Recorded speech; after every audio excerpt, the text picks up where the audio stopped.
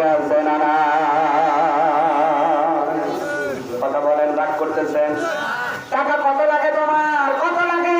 পৃথিবীর মানুষ টাকা যদি কামাই করে সঠিকভাবে কামাই করতে না পারো, কবরের মধ্যে টাকাই তোমার কালো হবে, টাকাই তোমার সাপ হবে, টাকার ওই আপনার টাকাকে একটা আপনার লোহার খণ্ডের আকৃতিতে আল্লাহ কোরআনে বলেন তাদের এই পাথরের মধ্যে একটা সিলমোহর মারা হবে।